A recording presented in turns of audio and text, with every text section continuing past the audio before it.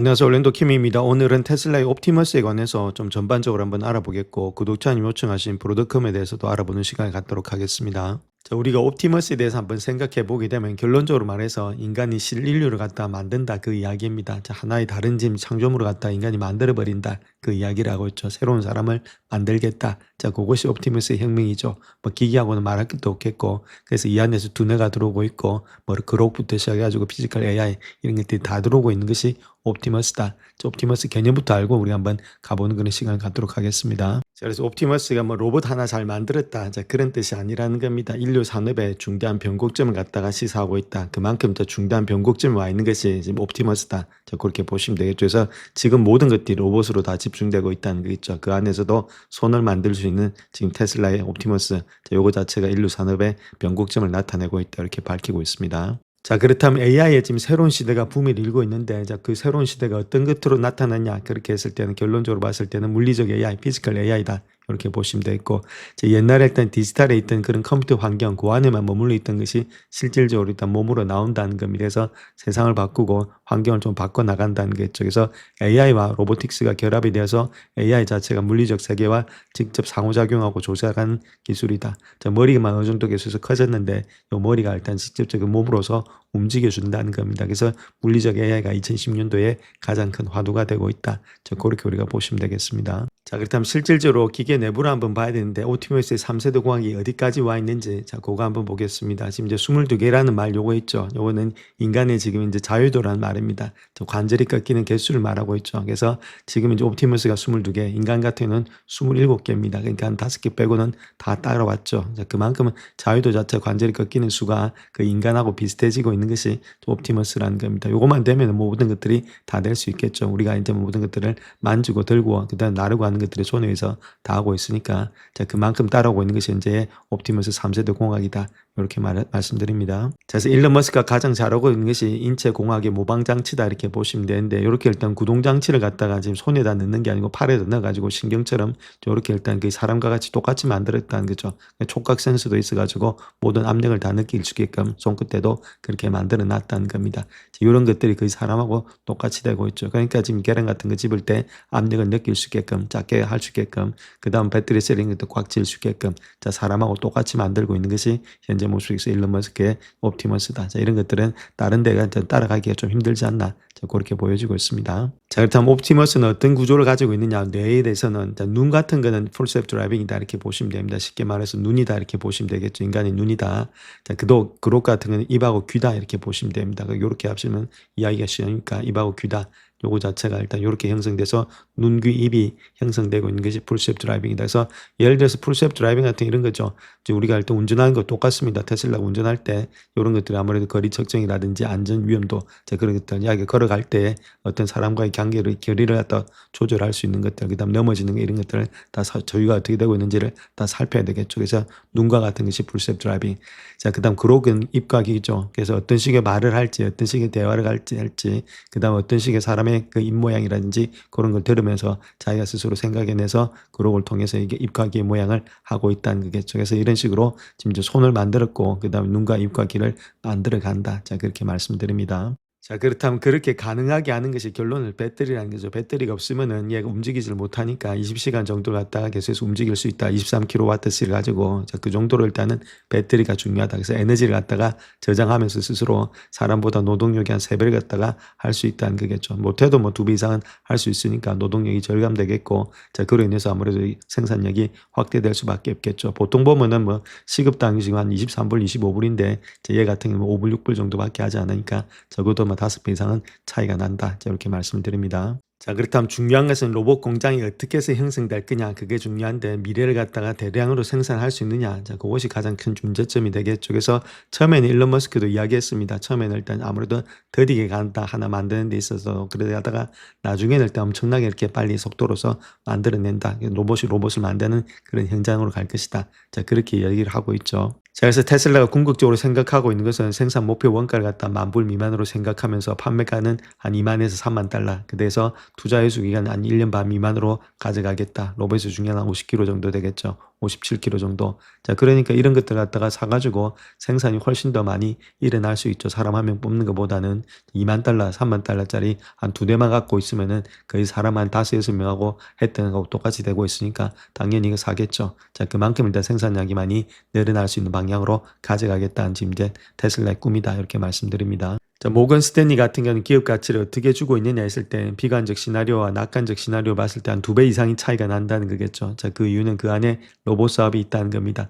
자, 로봇 사업의 성공 여부가 테슬라의 기업 가치를 결정하는 핵심 변수가 될 거다. 잘 되면 일단 낙관적으로 하는데 안 되면 지금 이제 비관적으로 갈 수밖에 없는 그런 입장이 있다. 자, 그렇게 밝히고 있죠. 자, 그렇게 했을 때 모건 스탠리는 지금 옵티머스를 갖다가 전체 모든 사업 부분의 한 14%는 옵티머스가 차지하지 않겠는가. 자, 그만큼의 가치 비중을 주고 있다는 거겠죠. 그래서 한 425달러를 예측했을 때 여기서 한 14% 정도 되고 있으니까 60달러 정도는 아무래도 지금 이제 차지하는 비중이 옵티머스가 되지 않나. 자, 그렇게 보고 있죠. 자, 그만큼의 옵티머스에 가중치를 많이 주고 있다. 이렇게 밝히고 있습니다. 자, 물론 또 다른 시각도 있죠. 2019년도까지 2,600불 주겠다. 자, 그렇게 하는 알크 인베스트먼트도 있습니다. 근데 그 안에서 봐야 될 것이 가장 중요하죠. 로보택시. 자, 그 다음 두 번째가 일단은 이렇게 옵티머스 요 두 가지죠. 요 두 가지를 가지고 가치 평가를 해서 2,600달러다. 자, 그렇게 이야기를 하고 있으니까 자, 우리가 요즘에 계속해서 관심을 가져야 된다. 자, 그렇게 말씀을 드리겠습니다. 자, 그렇다면 여기서 우리가 하나 중요하게 짚고 넘어갈 점이 있는데 테슬라도 있고, 그러니까 피규어 AI도 있고, 보스턴 다이내믹스도 있고 여러 가지 일단 지금 만드는 회사들이 많이 있다는 겁니다. 중국도 많고. 자, 그럼에도 불구하고 전략적인 측면에서 본다면 자체 개발을 다 할 수 있죠. 풀스앱드랍인가 그로 여기는 파트너십 밖에는 되지 않습니다. 오픈 AI하고 파트너십 해야 된다. 이건 자체 모션을 갖다 제어한다. 그다음 핵심적인 강점에서는 대량 생산, 그다음 비용이 효율성이 되겠죠.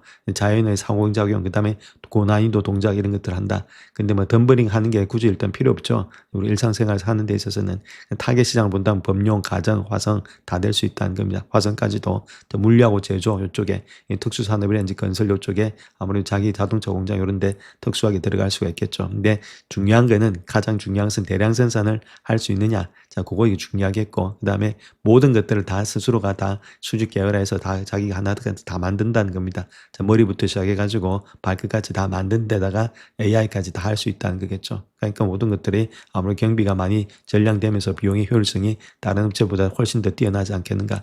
다른 데가 적어도 뭐 2만 달러 이렇게 했을 때는 얘 같은 경우는 10,000달러에도 충분히 팔 수 있지 않나. 자, 그 다음에 이게 또 고장나면 수리라든지 이런 것도 해야 되겠죠. 그럼 부품이라든지 이런 것들을 얘들은 사와야 되는데 작집적으로 다 만든다는 겁니다. 자기가 직접적으로 수직 계열화가 되어 있으니까 그런 데 있어서도 모든 것들이 아무래도 테슬라가 앞서가지 않나. 자, 그렇게 우리가 볼 수가 있습니다. 자, 그런데 우리가 생각해 봐야 될 것이 옵티머스의 궁극적인 임무가 있다는 겁니다. 프리몬트부터 시작해서 화성까지 오늘 말씀드리고자 하는 것은 화성에 대한 이야기겠죠. 그래서 우주관과 관련이 되어 있는 이야기다. 그러니까 자기가 땅에서 놀 사람이 아니다. 자, 그 이야기를 하고 있습니다. 지금 이제 우리가 생각하고 있는 공장에서만 일시키고 가정에서만 일시키는 개념이 아니고 자, 실질적으로 가는 땅은 아무래도 화성 땅이 돼야 되지 않겠는가. 그 땅을 개척하기 위해서 만드는 개척자다. 그렇게 보시면 되겠죠. 프론티어다. 자, 이렇게 말씀을 드릴 수 있겠습니다. 자, 그래서 화성 선발대 임무가 있다는 거겠죠. 한 2016년 말에 일단 도착을 해서 무인스타쉽에 탑승을 해서 화성에 착륙을 한다. 그 다음 기반 시설에 구축을 하면서 태양광 패널이라든지 거주 모듈 이런 것들을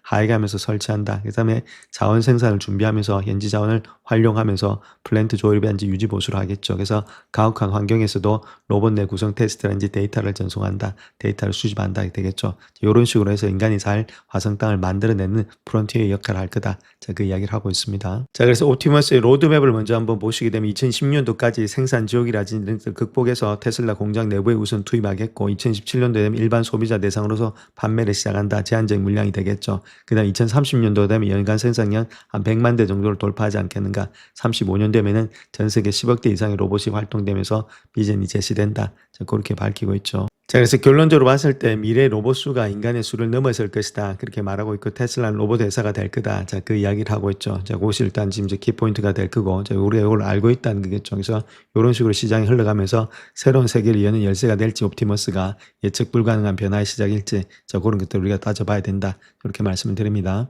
자, 그렇다면 여기서 알아봐야 될 것이 테슬라 옵티머스와 스페이스X 간에 어떤 전략적인 상관관계가 있냐 이렇게 했을 때 물론 이건 독립된 법인입니다. 테슬라고 스페이스X는.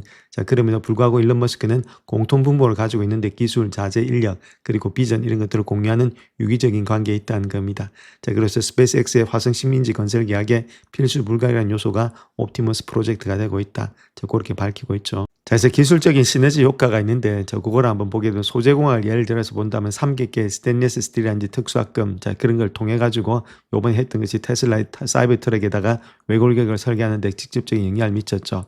자, 마찬가지로 옵티머스의 소재 전략에도 초기 옵티머스의 프로토타입이라든지 향후 화석용 모델에도 이러한 소재공학적 노하우가 적용될 여지가 크다는 겁니다. 그래서 같이 시너지 효과들이 나타난다 그 이야기를 하고 있죠. 자, 그다음 또 봐야 될 것이 배터리라든지 에너지 시스템이라는 겁니다. 스페이스X의 우주선은 진공 상태와 극심한 온도 변화 속에서도 전력을 공급해야 되기 때문에 테슬라의 배터리 기술은 이에 대한 해답을 제공하고 있다는 겁니다. 그래서 4680 배터리 셀이 여기에 일단 들어갈 것으로 보여지고 있는데 이 기술은 옵티머스의 몸체 자체가 배터리 팩의 역할을 하도록 설계되는데 기하면서 동시에 스페이스X의 우주선의 보조 전력 시스템에도 활용되고 있다.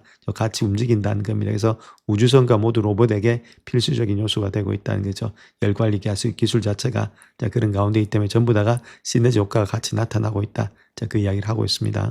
자, 그 다음 또 정밀 제어기에서는 스페이스X가 메카질라라는 발사탑의 젓가락 팔을 이용해서 슈퍼 헤비 부스터를 공중에서 낚아채는 기술 이런 것들이 극한의 정밀 제어를 요구하고 있죠. 그래서 이러한 제어 알고리즘 자체가 로봇 팔의 미세한 움직임의 제어와 개념적으로 연결되어 있다는 겁니다. 그래서 상호간의 알고리즘 고도화에 기여할 수 있다. 같이 움직인다는 거죠. 스페이스X하고 지금 이제 옵티머스하고 따로 노는 게 아니고 모든 것들이 다 연결되어 있다. 자, 그 이야기를 하고 있습니다. 자, 그래서 또 일론 머스크 같은 공장 자체를 갖다 하나의 거대한 제품으로 보고 있기 때문에 수직 계열화를 하고 있다는 겁니다. 그래서 모든 제품들이 있죠. 그걸 갖다 극단적인 수직 계열화를 통해서 옵티머스 같은 경우는 액추에이터 체에서 배터리 센서, AI 칩 모두가 테슬라가 직접 설계하고 제조한다. 자, 마찬가지로 스페이스X도 로켓 엔진이라든지 부품 80% 이상을 자체 제작하면서 발사 비용을 많이 줄인다는 거겠죠. 이 안에 같은 것들이 같이 들어가 있다는 겁니다. 자, 아까 보셨듯이 제어라든지 그런 장치들이 그렇기 때문에 시너지 효과가 안 나타날 수가 없다. 자, 그렇게 이야기를 하고 있습니다. 자, 테슬라의 지금 이제 가격을 보게 되면 거의 450불대까지 왔죠. 자, 그런 가운데 있다면 이 가격을 가지고 테슬라 밸류에이션이라든지 이런 걸 가지고 적정 가치로 논할 수가 없죠. 그래서 우리가 좀 길게 보시면서 그렇게 가져가는 입장에서 제가 말씀을 드린 건데, 자, 어쨌든 간에 지금 이제 사람들이 형성되고 있는 것은 추세가 일단은 상승 중에 있다는 겁니다. 그래서 추세가 상승 중에 있을 때는 굳이 우리가 팔 필요가 없다 이렇게 말씀드릴 수가 있겠죠. 이런 식으로 일단 지금 이제 어느 정도 상승세가 있다. 자, 하락으로 완전히 끝난 건 아니기 때문에 아직까지 200일선을 맞고 달리고 있죠. 그렇다면 좀 빠진다면 들어가셔서 좀 길게 보시면서 들고 가는 그런 전략들이 돼야 되겠다. 그렇게 보시면 되겠죠. 그래서 추세가 아직까지 살아있기 때문에 상승의 추세로 본다. 그렇게 보시면 되겠죠. 그걸로 보는 것이 가장 합당하다 이렇게 보시면 됩니다. 지금 정확하게 밸류션을 구하기가 그렇게 쉽지가 않다 이렇게 말씀드립니다. 자, 다음 구독자님 요청하신 브로드컴에 대해서 한번 보겠습니다. 브로드컴이 이렇게 갭 하락하면서 큰 폭의 하락이 있었죠. 요때부터 일단 시작해서 주가가 하락했다. 그게 언제냐면은 실적 발표 때였습니다. 어떤 실적이 발표됐길래 주가가 그때부터 계속해서 떨어지고 있느냐. 자, 그걸 갖다 우리가 알아내야 되겠죠. 자, 그것이 관건이다. 이렇게 말씀드릴 수 있겠고. 자, 어떤 분이 말씀하시기를 또 하나 말씀드릴 거 이렇게 헤드앤숄더가 돼 있는데 이제 헤드앤숄더가 얼마만큼 잘 맞느냐. 자, 그렇게 이야기하고 계시는데 자, 물론 헤드앤숄더가 맞는 확률이 많습니다. 그 이유는 고점이 계속해서 낮아지고 있기 때문에 주가가 상승돼 있던 것이 이렇게 하락의 추세로 전환되고 있기 때문에 내려올 확률이 많죠. 그렇기 때문에 확률은 이제 한 60% 이상이 되고 있다. 이렇게 보시면 되는데 자, 그런 확률보다는 회사가 어떻게 잘 되고 있으면 이렇게 바로 여기서도 쌍바닥이 나면서 올라갈 수가 있으니까 자, 이런 것들보다는 차트보다는 왜 그렇게 됐는지 좀 깊이 있게 알아내셔서 자, 그런 것들 우리가 알고 있다면 충분히 좀 견딜 수 있는 힘이 되겠죠. 그래서 지금은 이렇게 왔던 상승 추세 있죠. 그 추세가 완전히 다 꺾여 있는 상태에 있습니다. 이런 추세가 꺾이고 이제부터는 좀 하락에 되는 그런 추세가 있기 때문에 주가 자체가 올라가려면 조금의 시간은 걸리지 않겠는가. 자, 그렇게 보여지고 있죠. 그래서 올라갈 어떤 트리거가 나타나든지 뉴스가 나타나든지 그런 게 해야만이 주가가 달릴 수가 있다. 이렇게 말씀을 드릴 수 있겠고. 자, 그렇다면 요 라인 때 있죠. 요 라인 때 직전 저점이 요 라인 때가 지켜지는지가 관건이다 이렇게 보시면 됩니다. 근데 이번 장에서 320불대를 좀 깨고 내려왔으니까 좀 안 좋은 모양이 있는데 여기서 일단 반등이 안 된다면은 아직까지는 좀 올라가는데 시간은 걸릴 것으로 보여진다 이렇게 말씀을 드립니다. 자, 그렇다면 그렇게 갭 하락했던 이유가 아무래도 실적이 안 좋아서 그렇냐 했으면 실적이 좋았다는 겁니다. 자, 매출 자체가 18.02빌리언 상당히 좋았죠. 전년 대비 28%나 증가되었고 지금 이제 EPS 마찬가지로 1.95달러서 예측치 1.87보다도 비트를 했다는 겁니다. 다 비트를 했죠. AI 반도체 매출 성장률도 74% YY 기준으로서 백로그도 162빌리언을 가지고 있어서 AI 관련돼서는 73빌리언을 가지고 있다. 그다음 조정된 EBITDA 마진도 68%다. 소프트웨어 부분의 기기 연도가 상당히 높죠. 전반적으로 일단은 실적은 참 좋았다는 겁니다. 실적에서의 무리가 있는 것이 아니라 다른 데서 있던 원인을 우리가 찾아봐야 된다 이렇게 말씀드립니다. 자, 일단 하락의 원인부터 한번 알아봐야 되겠죠. 하락의 원인이 한 4-5가지 정도가 있다는 겁니다. 첫 번째가 뭐냐면 AI 마진이 압박이 되고 있다는 거죠. AI 성장에 황금 족쇄가 되고 있다 이렇게 보시면 되는데 그 이유가 뭐냐면은 요거는 또 ASIC이죠. AI에 지금 특화된 그런 반도체를 갖다 생산한다. 자, 그렇게 보시면 되는데 자, 아무래도 요럴 때 보면 구글, 메타 이런 데서 다 할 수가 있겠죠. 자, 그런데 지금 가장 중요한 것이 기존에 판매했던 것보다 이익의 질이 그렇게 좋지가 못하다는 겁니다. 옛날 거는 더 많은 이익이 나타났는데 자, 매출은 많았는데 매출은 많죠. 자, 그런데 이익을 보니까 여기가 이익이 훨씬 더 많이 내려가고 있죠. 이익이 상당히 많다는 겁니다. 이쪽이. 자, 그런 가운데 있는데 이쪽이 실질적으로 팔기는 많이 파는데 매출은 많은데 이익의 질이 안 좋다. 자, 이런 것들 때문에 지금 현재 시장 자체가 안 좋다. 그렇게 이야기를 하고 있죠. 자, 그걸 갖다가 지금 현재 경영진에서 이야기하고 있는 것이 매출의 총이익률이 전 분기 대비해서 한 100베이시스 포인트나 하락할 거다. 자, 이렇게 나오니까 당연히 이게 뭐야? 이렇게 하면서 시장 자체에서 아무렇게 하락을 떨어뜨렸다. 자, 그렇게 보시면 됩니다. 자, 그다음 두 번째 문제로는 아무래도 일단 VMAO다 이렇게 말씀드릴 수 있겠죠. 요거는 일단 690억 달러 정도 들어가지고 M&A 해가지고 캐시카우 역할을 할 거다 그렇게 생각했는데 실제로 보니까 고객의 반발만 나타나면서 수십억 달러의 골칫거리가 되고 있다. 요거 일단 문제가 되고 있다는 거죠. 자, 그렇다면 왜 그렇게 되고 있는지 보게 되면은 자, 브로드컴이 공격적인 지금 이제 모델을 했다는 겁니다. 그걸 사가지고 연구 라이센스를 중단해버리고 기존의 모든 연구 소프트웨어 라이센스 판매를 종료해버렸다는 것들. 그 다음 번들 구조를 강제했다는 고객에게 불필요한 소프트웨어를 포함된 번들 패키지를 강요해서 다 묶어서 판다는 거겠죠. 나 요거밖에 안 필요한데 묶어서 파니까 고객들이 열받죠. 그 다음 구독 전문에 구독을 전용하는 그런 의무화를 했다는 겁니다. 모든 서비스를 고가의 구독 전용 모델로 전환하도록 의무화했다는 거겠죠. 그러니까 당연히 열받는 수밖에 없겠죠. 자, 그로 인해서 지금 이제 시장 자체가 상당히 안 좋아지고 있다. 자, 그렇게 보시면 되겠죠. 이런 것들이 모두 다 같이 올라가고 있다. 자, 그렇게 보시면 되겠죠. 그로 인해서 지금 분쟁이 일어났다는 겁니다. 즉 말해서 1억 파운드 소송이 데스코에서 들어왔겠죠. 계약 위반이다. 구독 강요하고 있다. 핵심 쟁점은. 잠재적 영향은 타 고객사도 소송이 확산이 되겠죠. 자, 거기다 법원 명령을 했던 것은 네덜란드 정부인데 85%의 가격 인상 이런 것들은 주의 의무다. 그래서 가격 결정권을 제한하겠다. 뭐 이런 식으로 하니까 답이 없다. 좀 그렇게 보시면 되겠죠. 자, 그 다음 또 경쟁자들 사이에서도 여러 가지 문제점이 많이 있다는 거죠. 막 치고 들어오고 있다는 겁니다. 엔비디아하고는 약간 일단 거리가 멀겠지만은 그럼에도 불구하고 마벨 같은 경우도 한 20에서 25%를 차지하고 있죠. 그래서 AWS는 마소 이런 데 주 고객이 되고 있고 광학기술 유연성 이런 거 가지고 치고 들어올 수 있다는 겁니다. 그래서 경쟁력도 상당히 경쟁 구조도 지금 이제 긴박하게 흘러가고 있다. 이렇게 말씀드립니다. 자, 그 다음 또 봐야 될 것이 애플과 중국의 리스크가 있다는 거겠죠. 외부로부터의 거대한 압박이 들어오고 있다는 겁니다. 가장 중요한 것은 매출 비중을 한번 보시게 되면 매출 비중이 애플이 한 20%를 차지하고 있다는 거죠. 기타 고객이 80%고 그만큼 단일 고객을 통해서 애플이 브로드컴 매출의 20%나 차지하고 있다. 이런 건 리스크가 될 수 있죠. 만약에 애플이 떠나버리면은 20%를 누가 채울 사람이 없죠. 자, 그렇기 때문에 한 곳에 이렇게 많이 집중적으로 되는 것은 좋지가 못한데 지금 가장 중요한 것은 지금 아무래도 이렇게 20%나 차지하고 있는데 자, 그런 애플이 어떤 걸 준비해 왔냐면 과거부터 시작해서 무선 칩을 갖다 브로드컴에 전적으로 의존해 왔는데 자, 이걸 갖다 벗어나기 위해서 계속해서 노력을 많이 했다는 겁니다. 독립을 추진을 많이 했다는 거겠죠. 그래서 자체 5G 모뎀이라든지 와이파이 칩을 갖다가 계속해서 개발해 왔다는 겁니다. 자, 그로 인해서 2010년도가 그런 해가 될 수 있다. 자, 그렇게 했을 때는 아무래도 애플이 지금 이제 브로드컴하고 결렬했다. 자, 그렇게 했을 때 브로드컴은 답이 없겠죠. 브로드컴 같은 경우에 있어서는. 자, 그런 문제가 펼쳐지고 있다는 겁니다. 자, 거기다가 또 하나가 더 있는데 중국에서도 마찬가지로 2010년도까지 상반기까지 VMware 이런 것들에 포함한 소유권의 소프트웨어를 단계적으로 제거하라. 자, 그런 것까지 명령이 내려지고 있죠. 자, 원래는 VMware를 인수를 할 때 중국 시장을 보고 인수를 했는데 이런 식으로 나오니까 자, 엎친 데 덮친 격으로 모든 것들이 다 갑작스럽게 지금 이제 하향 조정이 되고 있다. 그렇게 말씀을 드립니다. 자, 그래서 이때까지 했던 문제점을 5가지 한번 체킹해 보게 되면 AI 매출에 함정이 있었다는 거죠. 수익성이 계속해서 하락이 되고 있었다. 매출은 늘어나는데 수익성이 계속해서 하락되는 모양이 있었다. 그런 것들. 자, 그 다음에 VMware의 인수의 후유증을 통해서 고객들이 소송을 하고 있다는 것들. 두 번째 문제. 세 번째 문제는 경쟁이 심화되고 있다. 마벨의 추격이 되고 있죠. 엔비디아라든지 이런 것들. 그 다음 네 번째는 최대 고객 리스크인 애플이 독립을 선언하겠다. 다섯 번째는 지정학적 리스크를 통해서 중국의 소프트웨어를 갖다가 제거하겠다. 중국이 중국이 미국의 소프트웨어를 제거하겠다. 자, 이런 5가지 문제점. 자, 이런 것들을 어떻게 일단 헤쳐나가느냐. 자, 그게 따라서 시장 자체가 움직일 거다. 시간이 좀 걸리지 않겠는가. 자, 그렇게 보여지고 있다는 겁니다. 자, 브로드컴의 적정 주가 한번 보겠습니다. 2027년도가 14.2 정도 되고 있죠. 물론 요게 그대로 나와야 되는데 이 추정치가 그대로 나오지 않으면 좀 문제는 있죠. 근데 44명, 43명 정도가 이 정도로 주고 있으니까 그렇게 뭐 나쁜 건 아니죠. 그러니까 14.2 정도 나올 거다. 자, 우리가 보시면 되겠고. 자, 그 다음 또 봐야 되고 지금 밸류에이션 봐야 되겠죠. 어느 정도 되고 있는지.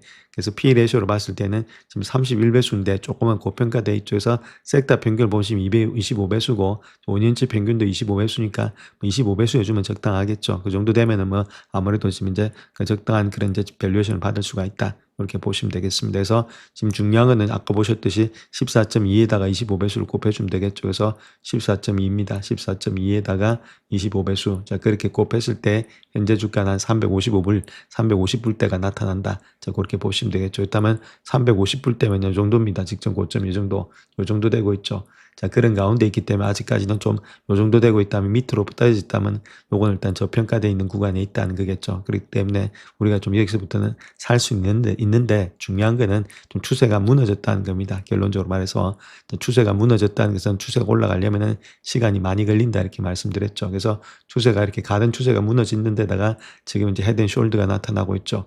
자, 그러니까 주가가 조금 더 무너질 수가 있는데 가장 중요한 요 라인 대라고 말씀을 드렸고 직전 저점 요 라인 대 320불대라든지 요 라인 대에서는 어느 정도 반등이 나와야 되는데 자, 반등이 안 나오고 좀 떨어졌다는 게 조금 안타까운데 자, 그럼에도 불구하고 뭐 브로드컴이 이렇게 해서 이걸 또 말했던 5가지 문제가 완전히 한꺼번에 다 터져서 끝난다. 자, 그렇게 보면 우리가 들어갈 수는 없겠지만은 자, 길게 보신다면 충분히 뭐 반등할 수 있는 종목이 되지 않겠는가. 자, 그렇게 볼 수가 있겠습니다. 그래서 추세가 현재 모습에는 좀 하락 중에 있다 이렇게 말씀을 드렸죠.